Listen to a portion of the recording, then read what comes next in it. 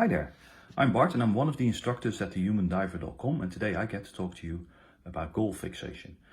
Now, first off, being goal oriented, that's a good thing. You need to know where to go, you need to know when you achieve what you've set out to do. But being fixated on that goal, that's a bad thing. That's when you're too focused and you lose sight of other things.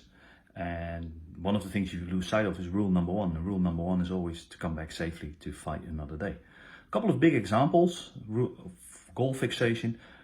Doc Deep tried to set a new deep diving record in 2015. He forgot the number one rule, to come back safely, and he also hadn't planned to fail safely, so he didn't live to tell.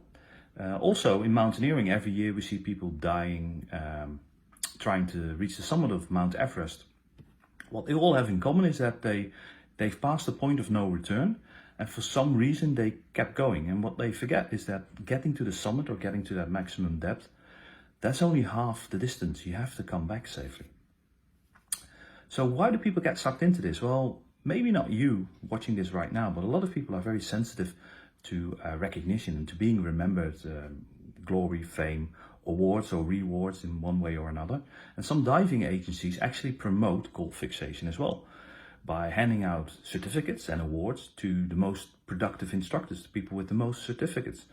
These instructors, instructor trainers, course directors, get their names mentioned in magazines, in publications, certificates, whatever, on the website, and they can show other people, look how great I am. Basically what's happening is it's quantity over quality.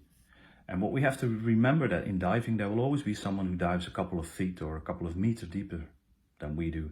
In mountaineering, there will always be someone else, maybe literally behind you, queuing up to reach that summit or climbing an even taller mountain, and in that way surpassing your record. And what good is having a record or a personal best if you don't get to live and tell about it? So how do we prevent this? Well, the trick is to have the right people around you and the right atmosphere, something called psychological safety or a just culture, and Garrett will talk more about that in a couple of days' time. Also, there should be no punishment for speaking up, and no fear for pointing things out to the leader. And as a leader, you have to be welcome to this feedback. You have to be happy with it. And also it's important to set waypoints. And at each waypoint, ask yourself, am I still on track? Not just towards my goal, but also to make it back safely. And also plan to fail safely, which is a topic for another short talk in a couple of days' time. So what does this come down to? Reposition your focus, not on the record, but on coming back safely. Thank you for your attention.